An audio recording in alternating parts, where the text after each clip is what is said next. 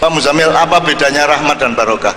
Kalau rahmat itu kasih sayang, Ya, tapi kalau barokah itu adalah nilai lebih kebaikan dari satu hal. gini Pak, Ya. jangan gini. Ya. Kalau ngomong yang lengkap Pak, kasih sayang untuk siapa?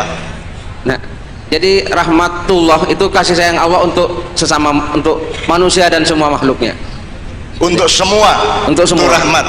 Rahmat itu untuk semua. Kalau barokah, Kalau barokah itu untuk orang yang bisa mengolah rahmat Allah dengan baik, maka nanti diberkahi oleh Allah Subhanahu wa taala. jadi sebenarnya sama saja rahmat dan barokah, cuman kalau rahmah itu tidak pakai hitung-hitung semua dikasih. Iya, tapi kalau Kalau barokah, barokah itu ada ukurannya. betul. Gitu ya Pak Muzamil. Betul, Jadi betul. membedakannya bukan unsurnya tapi fungsinya Betul. dan jangkauannya. Kalau rahmah itu Semua. orang zina juga tetap enak karena dapat rahmat Allah. Orang mencuri dipakai untuk beli makan, makanannya tetap enak karena itu rahmat. Rahmat Tapi Allah. tidak barokah. Tidak barokah, betul. Jadi rahmah adalah barokah adalah rahmah yang diridhoi Allah, kira-kira seperti itu. Betul. Shalom sama namu budaya itu hajatnya sama enggak? Sama assalamualaikum sama enggak? Kita berjanji untuk saling menyelamatkan satu sama lain, saling memaafkan satu sama lain, saling tolong menolong satu sama lain. Assalamualaikum warahmatullahi wabarakatuh itu artinya saya berjanji untuk hanya melakukan sesuatu yang menyelamatkan kita bersama, dan kita bekerja sama untuk warahmatullahi wabarakatuh, artinya rahmatnya Allah ini kita kerjakan, kita susun dengan sistem, dengan birokrasi supaya menjadi barokah. Pak Muzamil, apa bedanya rahmat dan barokah? Kalau rahmat itu kasih sayang, Ya, tapi kalau barokah itu adalah nilai lebih kebaikan dari satu hal. gini Pak, Ya. jangan gini. Ya. Kalau ngomong yang lengkap Pak, kasih sayang untuk siapa? Nah, jadi rahmatullah itu kasih sayang Allah untuk sesama, untuk manusia dan semua makhluknya. Untuk semua. Untuk semua. Itu rahmat. Rahmat itu untuk semua. Kalau barokah, Kalau barokah itu untuk orang yang bisa mengolah rahmat Allah dengan baik, maka nanti diberkahi oleh Allah Subhanahu wa taala. jadi sebenarnya sama saja rahmat dan barokah, cuman kalau rahmah itu tidak pakai hitung-hitung semua dikasih. Iya, tapi kalau Kalau barokah, barokah itu ada ukurannya. betul. Gitu ya Pak Muzamil. Betul, Jadi betul. membedakannya bukan unsurnya tapi fungsinya Betul. dan jangkauannya. Kalau rahmah itu Semua. orang zina juga tetap enak karena dapat rahmat Allah. Orang mencuri dipakai untuk beli makan, makanannya tetap enak karena itu rahmat. Rahmat Tapi Allah. tidak barokah. Tidak barokah, betul. Jadi rahmah adalah barokah adalah rahmah yang diridhoi Allah, kira-kira seperti itu. Betul. Jadi Bu, Sragen ini sejak zaman Pilantropus opo-opo itu sudah merupakan wilayah rahmat Allah yang luar biasa. Tugasnya bupati dan pemerintah adalah mengolah rahmat Allah di bumi Sragen ini agar menjadi barokah bagi semua rakyatnya, kira-kira seperti itu. Karena semua barokah adalah rahmah, tapi tidak semua rahmah adalah Barokah. barokah, kira-kira gitu ya Bu ya. Ya. Nah, Ya. itu penjelasan assalamualaikum, tapi kan namo budaya juga maksudnya sama, Om Swastiastu maksudnya sama juga, yaitu menyebarkan keselamatan, keamanan dan kesejahteraan satu sama lain kan gitu. Nah, menurut Mas tadi, kalau terjemahannya, kalau sampean misalnya Pak Muzamil, kalau Buddha gimana Pak? Kalau Buddha Om Swastiastu, kalau Pak Muzamil Buddha, dia beragama Buddha misalnya, Pak Muzamil ketemu apa? Namo budaya. Pak Muzamil orang Buddha, salamnya namo budaya, ketemu saya bilangnya namo budaya Cak. Terus saya jawab Waalaikumsalam. Bahasanya berbeda, sama dengan bebek dan kambing tadi. Nggak usah bebek menirukan kambing, nggak usah kambing menirukan bebek atau ayam. Bebek ya wek-wek saja, kambing mbek-mbek saja, karena maksudnya sama. Ya kan gitu. Nah, jadi Pak Muzamil cukup mengucapkan namo budaya, saya menjawab Waalaikumsalam. Kalau saya ketemu Pak Muzamil, Assalamualaikum, beliau menjawab namo budaya, kan begitu. Atau kalau Hindu, Om Swastiastu, saya menjawab Waalaikumsalam. Atau kalau dia bilang Om Swastiastu, saya menjawab Waalaikumsalam, kan begitu. Kalau saya assalamualaikum dia menjawab Santi Santi, kan begitu. Jelas ya Mas ya. Jadi kira-kira perlu salam Pancasila enggak? Katanya plural, katanya kita ini Bhinneka Tunggal Ika. Kalau salamnya cuma satu, berarti tidak Bhinneka Tunggal Ika, tapi Tunggal Ika toh. Jadi kita ini macam-macam atau cuma satu? Kalau macam-macam ya sudah, biarkan yang namo budaya, biarkan yang salam, biarkan yang swastiastu, biarkan yang assalamualaikum. Yang penting saling mengerti maksudnya dan saling bekerja sama untuk menyelamatkan satu sama lain. Gitu ya kira-kira Bapak sekalian ya. Jadi ilmu kita yang pertama adalah kita tidak perlu salam Pancasila, dan tolong dikasih tahu kepada Ketua BPIP bahwa salam Pancasila tidak laku di Sragen, tidak dipakai di Sragen. Bayangin sekarang khutbah Jumat kita mulai dengan salam Pancasila. Alhamdulillah, alhamdulillahilladzi, gak enak belas ya. Jadi saya cinta Pancasila karena Pancasila adalah ciptaan kita bersama, ciptaan manusia, para bapak-bapak kita yang menciptakan yang memperjuangkan kemerdekaan. Tapi jangan dipertandingkan dengan agama, karena agama itu bikinan Allah. Jadi rasa memusuhkan atau menghadapkan antara padi dengan nasi. Padi, nasi itu bikinan manusia. Kalau padi bikinan Allah. Apakah nasi sama padi bertentangan, bermusuhan? Ini karena Ketua BPIP tidak paham aja bahwa dia sedang mempertentangkan antara tengkleng dengan tengkleng apa tengkleng? Tengkleng dengan nek Jogja apa? Tongseng, kan gitu. Ya janjane podo-podo wae, ya kan gitu. Gado-gado dengan lotek, kan gitu. Nah, karena orang tidak mengerti patrap, tidak mengerti makomat, tidak mengerti konteks, tidak mengerti kaifiyah, maka akhirnya mengambil kesimpulan yang sangat tidak dewasa dan sangat tidak mengerti sejarah dan asal-usul epistemologinya. Nah, malam hari ini Bapak-Ibu sekalian, hadir pula semua tokoh-tokoh dari berbagai macam agama. Saya tanya dulu sama Pak Muzamil. Pak Muzamil,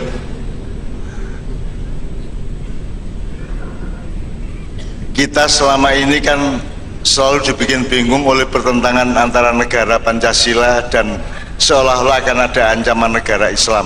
Oh iya. Gitu ya. Iya, iya. Sehingga sampai-sampai salah seorang menteri koordinator mengatakan bahwa haram hukumnya untuk mengikuti sistem pemerintahan Nabi Muhammad SAW. Sebelum kita mencoba menguraikan masalah itu supaya Sragen ini bisa menjadi uswatun hasanah, Pak Muzamil, kalau Aceh kan Serambi Mekah. Betul. Kalau Sragen ini cocoknya apa? Serambi Madinah. Kenapa Serambi Madinah? Apa bedanya Mekah dan Madinah? Jadi kalau Mekah itu Rasulullah masih tadi banyak membicarakan ini akidah, masalah akidah. Urusan akidah. Dan mulai akhlak. Iya, mulai akhlak. Tapi kalau Madinah itu urusannya Rasulullah bagaimana membangun kebersamaan satu sama lain. Gitu. Jadi Pak Muzamil, ya, selama Rasulullah di Madinah pernah jadi pemerintah enggak? Tidak. Pernah menjadi pemimpin formal enggak? Tidak. Pernah menjadi khalifah apa tidak? Tidak.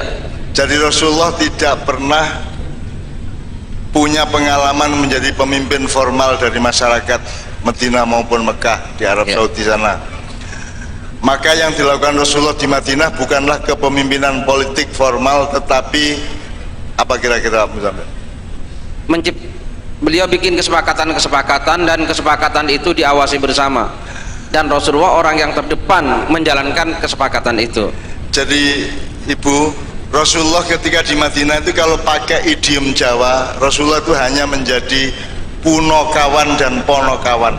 Punokawan itu orang yang menemani masyarakat atau rakyat dengan ilmu dan kebijaksanaan. Kalau ponokawan itu orang yang menemani masyarakat dengan cinta dan kesetiaan. Nah, Ibu Bupati dan siapapun pemerintah, saya kira harus memiliki 4 unsur itu. 1 ilmu, 2 kebijaksanaan, 3 cinta, 4 kesetiaan.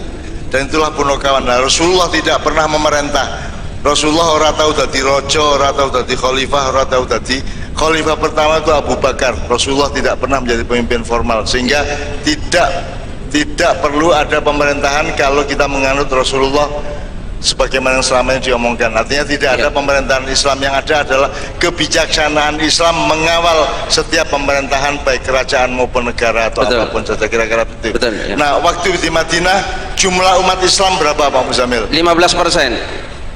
15%. Ya. Kalau di Sragen jumlah umat Islam berapa Bu? Jumlah umat Islam 98%. 98%. Ya, ya. Jadi kalau melihat penduduknya lebih Islam Sragen daripada Madinah. waktu itu. Di Madinah orang Persentasenya, Islam ya. hanya 15%. Iya. Sebelum ini kita lanjutkan, kalau boleh kita ingin ada sambutan atau respon atau penuturan dari bapak-bapak yang mewakili agama-agama di luar Islam. Apa Buddha, Hindu, Kristiani, Kristen, Katolik dan seterusnya kalau ada. Mari Pak, Kita mohon silakan dengan sangat sampaikan. Bapak. Ya. Saya mohon Bapak asmanipun.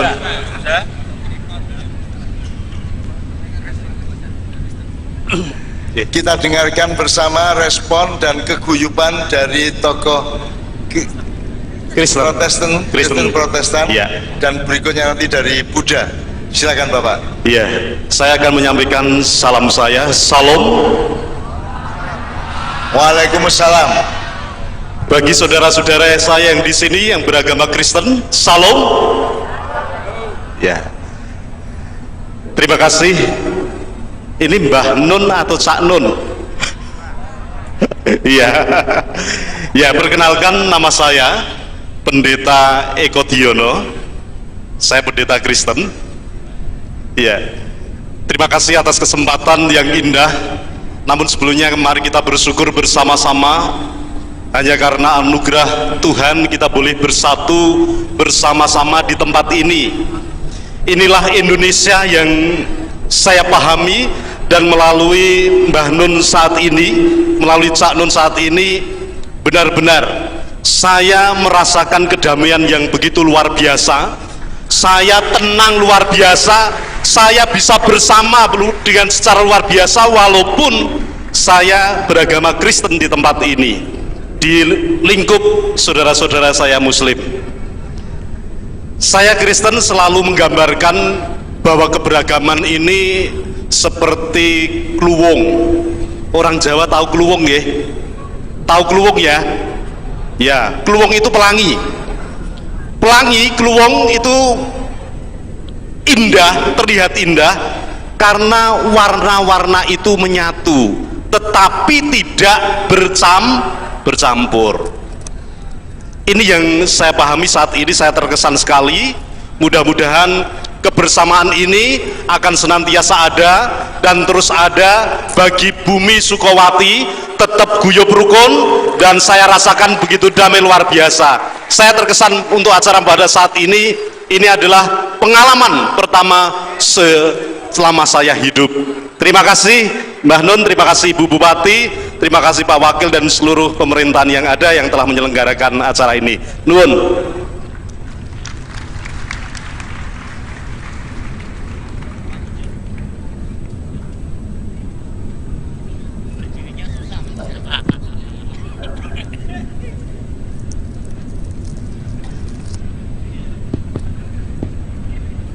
Terima kasih waktu diberikan kepada saya.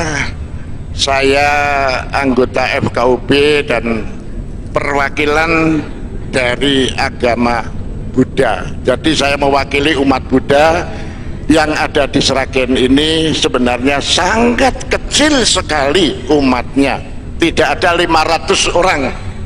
Tetapi saya merasakan hidup di kota Sragen sesuatu yang sangat luar biasa. Tokoh-tokoh dari rekan-rekan Muslim yang 90 lebih, saya merasakan tidak ada satu pemaksaan kehendak sekalipun kepada yang minoritas. Saya sendiri merasakan nyaman bersama-sama dengan rekan-rekan dari Muslim, dari Kristen, dari Katolik, dari Hindu. Apa yang saya rasakan nyaman? Biarpun saya kecil, tetapi suara saya didengar oleh rekan-rekan dan dipertimbangkan, dimusyawarahkan. Itulah perwujudan dari nenek moyang kita tentang Pancasila yang telah digali oleh Bung Karno dan dijadikan landasan acuan hidup bernegara di negara kesatuan Republik Indonesia. Terima kasih kepada Ibu Bupati. Umur saya yang sudah 74 tahun ini, baru kali ini saya merasakan satu kebersamaan yang luar biasa. Kita bernyanyi bersama, bergembira bersama, mempunyai tujuan satu bersama, Indonesia yang makin maju. Mungkin itu saya sampaikan. Terima kasih.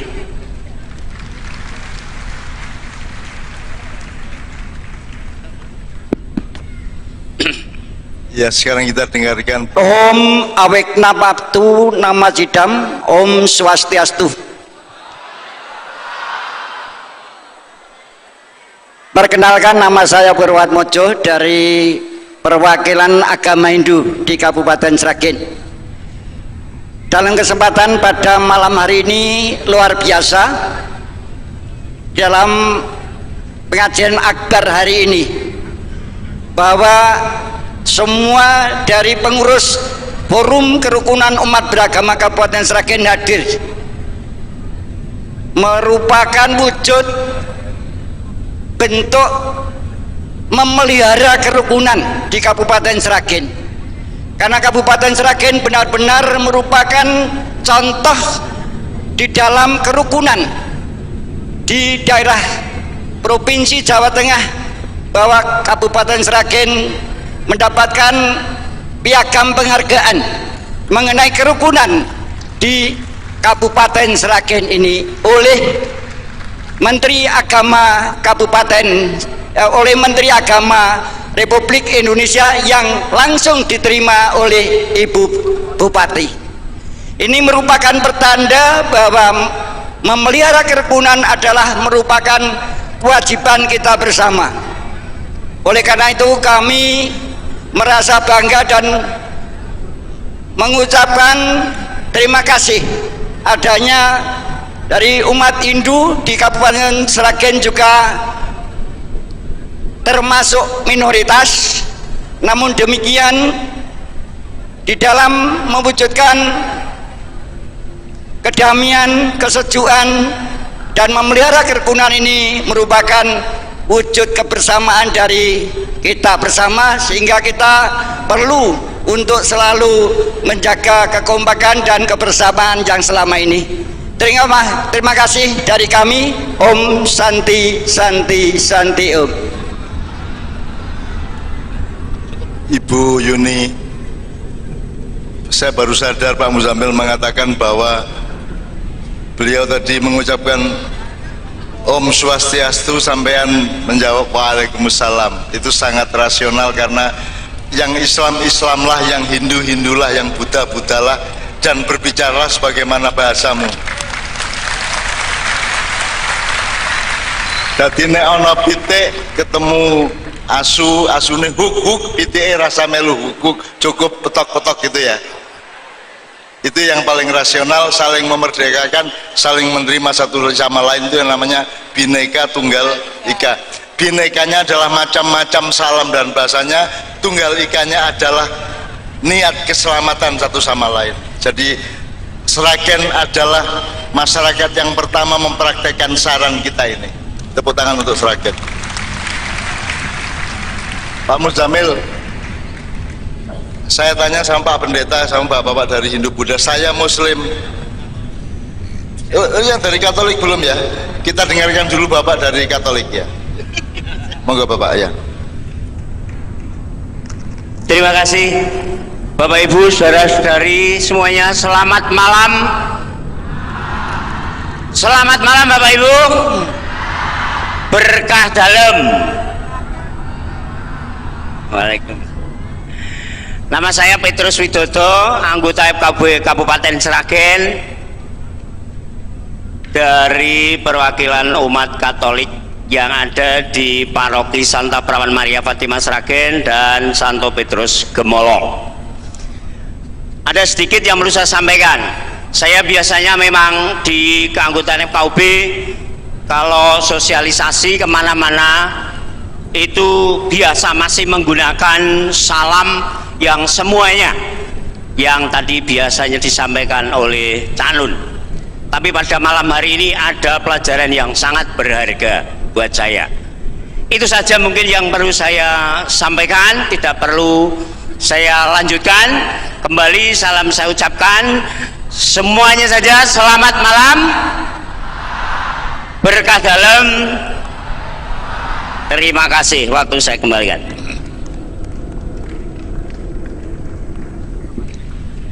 Oh, sampun Pak ya. Jadi pokoknya orang Hindu membolehkan orang Islam jadi orang Islam, orang Islam membolehkan orang Hindu jadi orang Hindu, demikian semua satu sama lain. Kiai Kanjeng pada tahun 2008 diundang oleh organisasi gereja Protestan seluruh negeri Belanda, dan kita keliling ke 19 gereja dan beberapa sinagog Yahudi. Jadi Kiai Kanjeng sudah bergaul dengan teman-teman Kristiani sudah sangat lama, dan kita sudah pentas di banyak sekali gereja termasuk di Finlandia, Belanda, Jerman, Italia dan seterusnya. Kita bahkan pernah pentas di Vatikan, Pak. Nah, saya diajari oleh seorang tokoh Yahudi di Belanda. Salam mereka Shalom Elechem. Kalau Islam Assalamu alaikum, kalau mereka bahasa Ibrani Shalom Elechem. Shalom Elechem. Kowe ngerti tadabur ini. Kowe pernah ke terminal atau bandara? Ada peringatan di depan tempat kencing itu, kalau kencingnya putih sehat, agak kuning kurang sehat, kuning banget sangat tidak sehat, agak coklat lebih tidak sehat lagi.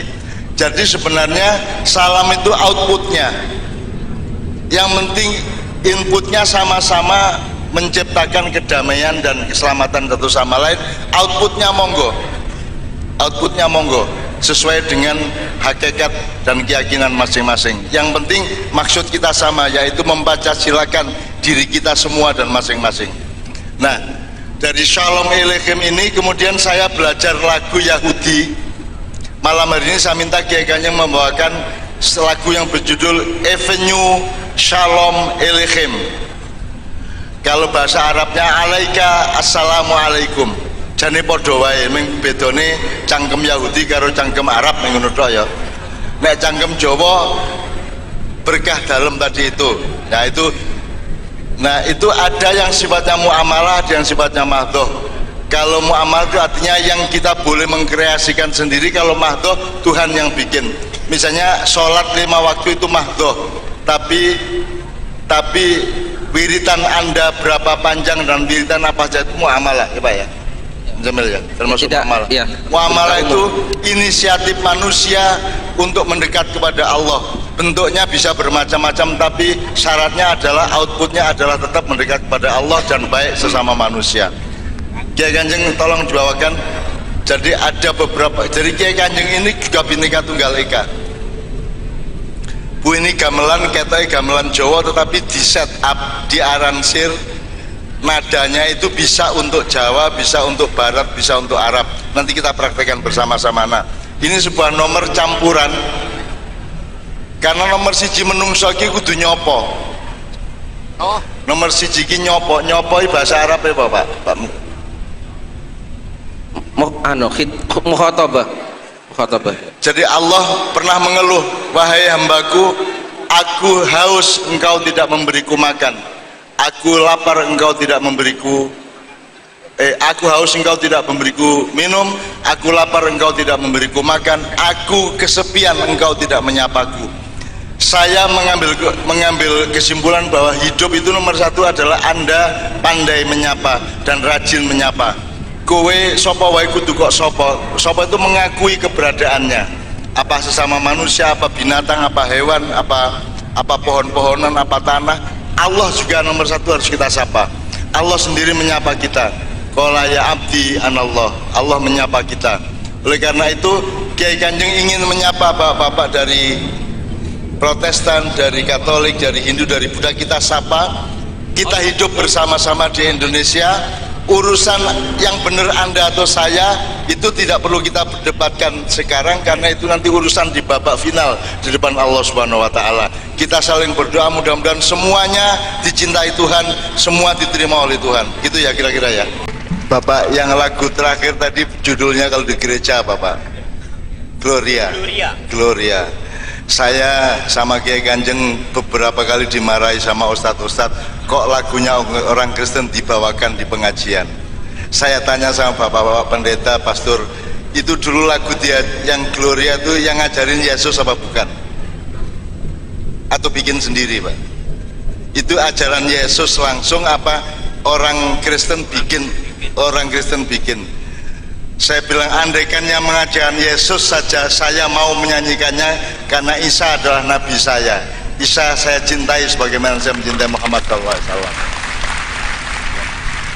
Dan itu bukan lagu Kristen, itu lagu yang diciptakan oleh orang Kristen, tapi tidak bisa disebut lagu resmi Kristen. Sama dengan sholatullah salamullah, itu bukan lagu Islam, itu lagu sholawat. Jadi orang itu selalu berpikir formal dan kaku, gitu ya Bapak sekalian ya. Jadi saya punya jawaban agak lebih mendalam dan agak lebih mengakar, cuman saya tidak baik kalau ngomong itu karena saya menjaga toleransi. Tapi intinya adalah yang dilakukan Kiai Kanjeng adalah menyapa mereka. Kalau Kiai Kanjeng ke Belanda, mereka nomor pertama yang dibawakan adalah lagu Belanda karena ingin menyapa orang Belanda. Ke Jerman yang dibawakan pertama adalah lagu Jerman karena menyapa orang Jerman. Baru setelah itu kita bisa bersilaturahmi dengan ikhlas karena sudah disapa. Nanti bulan Juni insya Allah Kiai Kanjeng diundang ke Washington DC, Philadelphia dan New York, dan yang akan dilakukan pertama adalah lagu-lagu Amerika klasik. Itu kira-kira. Jadi teman sekalian, saya tanya Pak Muzamil, orang itu ini beliau ini ada yang Kristen, ada yang Katolik, ada yang Buddha, Hindu, harus masuk Islam enggak? Ya, gini, tetap dalam agamanya masing-masing. Kalau masalah masuk Islam atau tidak itu atas kesadarannya. Ya, maksud saya ada paksaan enggak dari Islam? La ikraha fiddin, tidak ada paksaan dalam agama. Tidak ada. La ikraha fiddin qad tabayyana rusdu minal ghayy, tidak ada paksaan dalam agama sehingga sing Kristen Kristeno, sing Katolik Katoliko, sing Islam Islamo angger kowe tenanan le nguri-uri nilainya kan gitu kan. Jadi tidak ada paksaan apapun, dan saya setuju tidak setuju juga tidak harus saya omongkan. Misalnya kalau ada wanita kok apa irunge apa jenenge apa ora nek irunge ora mancungnya apa nek ana cah wedok pesok kowe ora perlu nyopo sek arep nang disek rasa ngono ya. Meskipun benar dia pesek tapi tidak lantas setiap kebenaran boleh engkau omongkan, betul ndak? Nek ana wong pincang mlaku kowe rasa nyopo cang arep nang dicang. Meskipun benar dia pincang tapi tidak berarti boleh kamu mengomongkan kebenaran itu, karena di atas kebenaran ada kebaikan, di atas kebaikan ada keindahan, di atas keindahan ada kebijaksanaan. Jadi kita harus bijaksana. Oleh karena itu dalam Islam cara berkomunikasi nomor satu adalah bil hikmah, dengan kebijaksanaan. Ud'u ila sabili rabbika bil hikmah, ajaklah ke jalan Tuhanmu. Ud'u ila sabili rabbika bil hikmah wal mau'izatil hasanati wajadilhum billati hiya ahsan. Jadi metode untuk berkomunikasi dan mengajak orang itu bukan metode benar atau baik, tapi bijaksana.